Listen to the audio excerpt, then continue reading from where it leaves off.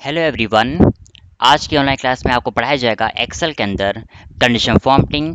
और आज का टॉपिक है data bars, colour sketch and icon sets, जैसा कि आप लोग स्क्रीन पर यहाँ पर देख सकते हैं। तो दोस्तों, सबसे पहले एक ही क्वेश्चन आपको क्लियर किया जाएगा, लेकिन आपको ये भी जानना है कि तीनों का यूज़ आपको कब कैसे करना है।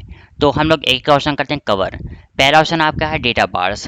डेटा बार्स का मतलब ये होता है कि आपके डेटा के अंदर अमाउंट के बेस पर बार्स को रिप्रेजेंट करना। अगर आपका कोई भी अमाउंट अगर इतने से ऊपर होता है तो उस पर कलर का शेडिंग ज़्यादा आए। अगर आपका अमाउंट थोड़ा सा कम होता है तो शेडिंग भी आपका हल्का सा डाउन होता रहे। और अगर आपका अमाउंट और भी कम होता है तो आपका शेडिंग और भी डाउन होता रहे। ठीक है, तो यहाँ पर हम लोग को अमाउंट के बेस पर कलर के शेडिंग को इंडिकेट करना है अपने रिपोर्ट में। अमाउंट बढ़ता रहेगा तो शेडिंग आपका ऑटोमेटिक बढ़ता रहेगा, अमाउंट घटता रहेगा तो आपका शेड जो है कम होता रहेगा कलर का। इससे पता चलता है कि हमारा रिपोर्ट क्या डिस्प्ले कर रहा है। ठीक है, मुझे क्या ये बताना चाहता है।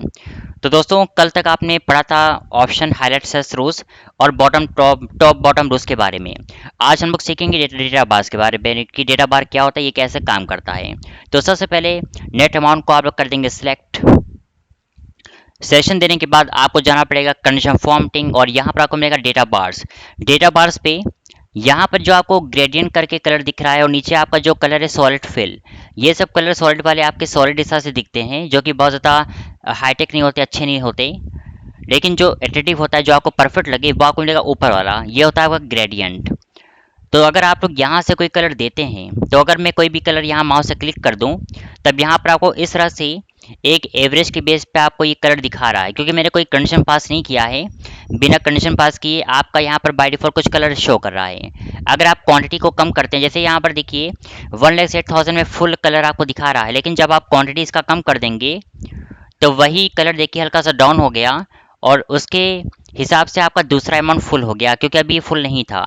लेकिन जब आप इसको क्वांटिटी कम कर देंगे तब देखिएगा इसका अमाउंट हल्का सा कम हो गया और इसका अमाउंट देखिए फुल हो गया। मतलब कि आपने जो कंडीशन पास किया अभी डेटा बार के हिसाब से, बिना किसी कंडीशन को पास करके आपने बिना किसी कंडीशन को दिए आपने बस कलर अप्लाई कर दिया कि अगर अमाउंट जो इसमें सबसे हाईएस्ट होगा उसका ये कलर फुल कर देगा। और जैसे जैसे उसके हिसाब से कलर कम होते रहेंगे, सॉरी, अगर अमाउंट कम होते रहेंगे तो कलर भी आपका देखिए उसका डाउन होता रहेगा। जैसे अभी ये फुल है, पर अगर मैं क्वांटिटी को हल्का सा डाउन कर दूंगा तब देखिएगा ये कम हो गया, जबकि ये आपका फुल हो चुका है। तो आप लोग को ये समझना है कि जो अमाउंट इसमें सबसे हाईएस्ट है उस पर आपको कलर पूरा फुल दिखेगा, और जैसे जैसे आपका अमाउंट कम होता रहेगा शेडिंग भी देखिए कम हो रहा है। इसमें ये तो पता चल गया है कि अमाउंट ज़्यादा होने से कलर फुल हो रहा है और अमाउंट कम होने से कलर आपका कम हो रहा है। ठीक है, लेकिन हम लोग ये नहीं बोल सकते कि अमाउंट कितना हो जाए कि कलर उसका फुल शो करे और अमाउंट कितना कम हो जाए कि कलर उसका बिल्कुल भी शो ना करे या मिनिमम शो करे। ठीक है, तो दोस्तों हम लोग आज सीखेंगे कंडीशन फॉर्मेटिंग के अंदर डेटा बार। और डेटा बार पे आपको यही सीखना है कि कंडीशन को से कैसे पास किया जाए। यहाँ पे दिए गए कलर बिना किसी कंडीशन के होते हैं, ये ऑटोमेटिक काम करता है आप लोग का। लेकिन आपको अगर कोई कंडीशन देना पड़े तो आपको जाना पड़ेगा मोर रूल्स पे। लेकिन इस पे नियम बनाने से पहले आपने जो इसमें कलर इस तरह से दे दिया है, पहले मुझे इसको हटाना पड़ेगा। हटाने के लिए आप जाएंगे कंडीशन फॉर्मेटिंग, आपको मिलेगा क्लियर रूल्स, आप कर देंगे selected cell, clear rules from selected cell. इससे आपका रूल्स पूरा गायब हो जाएगा, कलर पूरा मिट गया। अब आपको कंडीशन फॉर्मेटिंग पे आना है, खुद का नियम आपको बनाना है। अगर डेटा बार पे आपको मिलेगा मोर रूल्स। मोर रूल्स पे जाने के बाद आपके पास एक बॉक्स आ गया है। इस बॉक्स के बारे में आपको मैं समझा दूं कि ये क्या है। ऊपर लिखा है न्यू फॉर्मेटिंग रूल, और ये कुछ रूल्स बनाने के कुछ फॉर्मेट हैं जो आपको यहाँ पर अप्लाई करना पड़ेगा एक एक करके।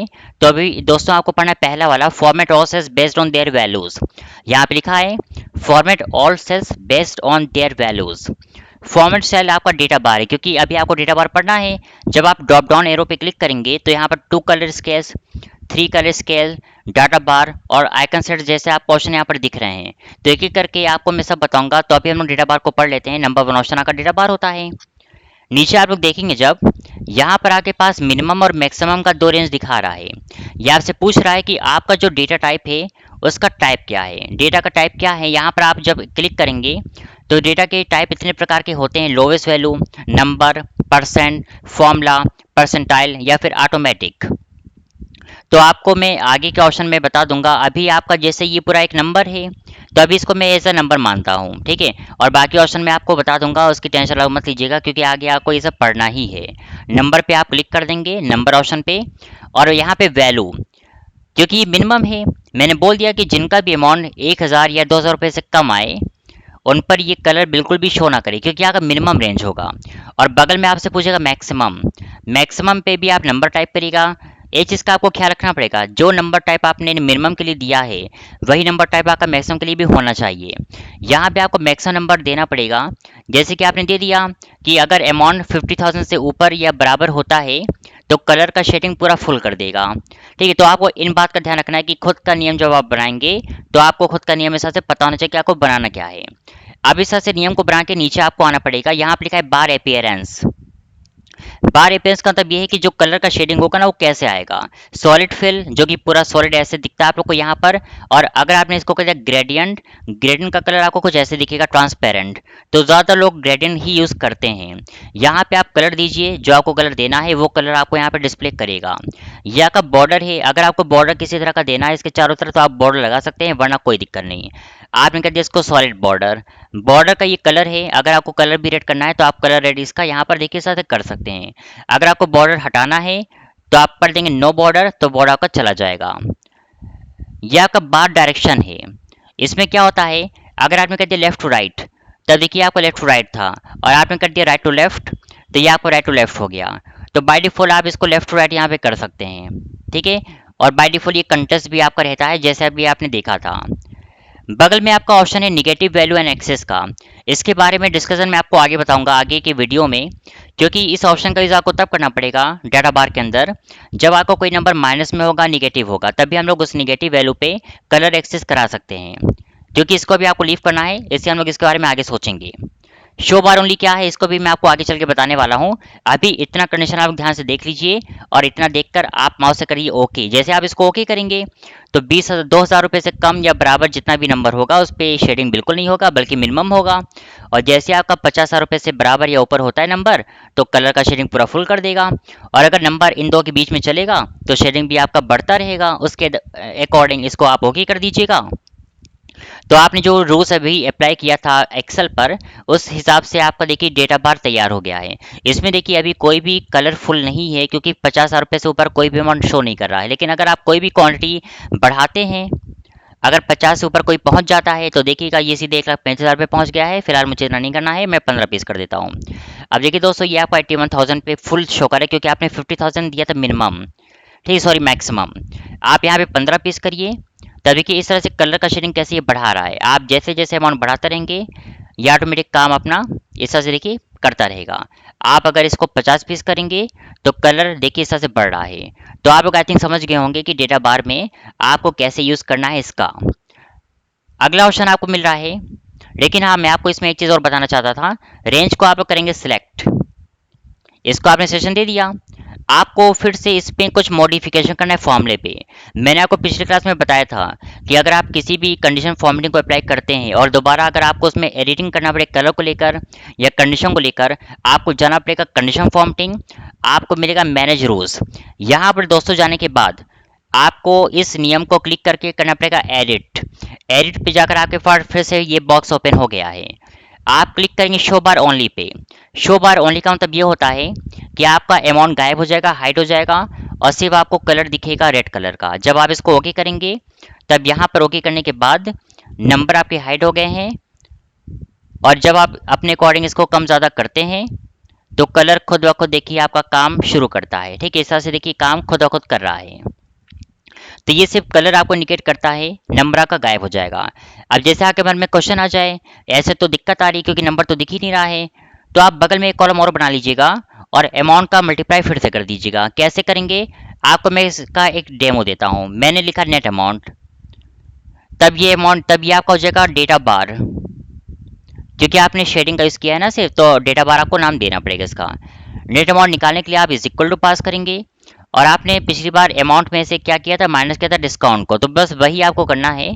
इससे फ़ायदा ये मिल जाएगा कि यहाँ पर आपका नंबर आ गया है अमाउंट, और बगल में उसका यहाँ पर डेटा आ गया। सोचिए जब आप क्वांटिटी को बढ़ाएंगे तो डेटा बार खुद ब खुद देखिए आपका ऑटोमेटिक बढ़ना शुरू कर देगा। इस तरह से ये काम आप डेटा डेटा बार का कर सकते हैं। तो डेटा बार का काम यही होता है कि ये नंबर के अकॉर्डिंग आपका शेडिंग बढ़ाने का और कम करने का काम करता है। नेक्स्ट ऑप्शन है आपके पास कलर स्केल्स। कलर स्केल्स का मतलब ये होता है कि आपके रेंज के अकॉर्डिंग कलर का पैरामीटर तैयार करना। इसमें आपको ये पढ़ना पड़ेगा कि अगर कोई भी अमाउंट इतने से ऊपर होता है तो आपको कलर कौन सा अप्लाई करना है, अगर कोई भी अमाउंट इतने से कम होता है तो आपको कौन सा कलर अप्लाई करना है, अगर आपका अमाउंट इन दो अमाउंट के बीच में आ रहा है, बिटवीन में हो रहा है, तो आपको कौन सा कलर अप्लाई करना है। तो कलर स्केल्स का वैसे ज़्यादा यूज़ तो होता नहीं है, फिर भी आपके बेसिक नॉलेज के लिए कम से कम थोड़ा बहुत इसके बारे में पता होना चाहिए कि ये है क्या। तो मैं आपको बताता हूँ अमाउंट पर कलर स्केल्स का यूज़ कैसे करना है। आपने अमाउंट को किया select, go to condition formatting, आपको मिलेगा कलर स्केल्स के अंदर। जैसे कि आपने डाटा बार में मोर उस पे आके खुद का नियम बनाया था, वैसे आप इसके साथ भी वही करिए। अगर आप यहाँ से कलर देंगे तो पीछे कलर तो हो जाएगा, पर आप इसको समझा नहीं पाएंगे और ना तो कुछ खुद इसको समझ पाएंगे। अगर आप लोग चाहते हैं कि आपको खुद का नियम बनाना पड़े तो आप लोग समझ गए होंगे कि आपको कहाँ पर जाना है। नीचे लिखा है मोर रूल्स, मोर रूल्स पे बस आपको क्लिक कर देना है, जिससे आपका खुद का नियम यहाँ पे बन सके। अब आपको नियम क्या बनाना होगा मैं आपको समझा देता हूँ। यहाँ पर फॉर्मेट स्टाइल में एक होता है टू कलर स्केल्स और एक होता है three colour scale. Two colour में क्या होगा आप लोग देखिए, मिनिमम प्लस मैक्सिमम ये आपको सिर्फ दो कंडीशन के बेस पे कलर देगा। और अगर आपने थ्री कलर दे दिया तो थ्री कलर में आपका मिनिमम और मैक्सिमम के बीच में आता है मिड पॉइंट, मतलब कि आप तीन कंडीशन पर कलर पास कर सकते हैं। तो आपको डिसाइड करना है कि आपको टू कलर का करना है कि थ्री कलर का। टू कलर का यूज़ छोटे रिपोर्ट में होता है और थ्री कलर का यूज़ आपके पास अगर रिपोर्ट ज़्यादा है 50 100 150 की है तब आप थ्री कलर का यूज़ कर सकते हैं। फिलहाल मैं आपको अभी थ्री कलर का ही सीधे बताता हूँ जिससे आपको कोई डाउट ना हो। यहाँ पर पूछ रहा है कि तीन कलर में मिनिमम, मिड पॉइंट और मैक्सिमम का आपका टाइप क्या है। अभी जैसा कि मैंने आपको पिछले क्लास में बोला था कि अभी आप नंबर ही मानिए और बाकी सब मैं आपको आगे बता दूंगा। ये परसेंट क्या है, फॉर्मूला क्या है, परसेंटाइल क्या है, इसके बारे में आपको आगे चल के वेट करना पड़ेगा। अभी आप नंबर को ही दीजिएगा। वैल्यू में मैं चाहता हूँ जितने भी नंबर यहाँ पे 5000 रुपये से कम है या बराबर है, लेस देन 5000 और इक्वल टू, मैं चाहता हूँ कि उसका कलर डिस्प्ले करे आपका ये वाला सिंपल सा कलर नीला। फिर आप मिड पॉइंट पर आके दीजिए इसको नंबर।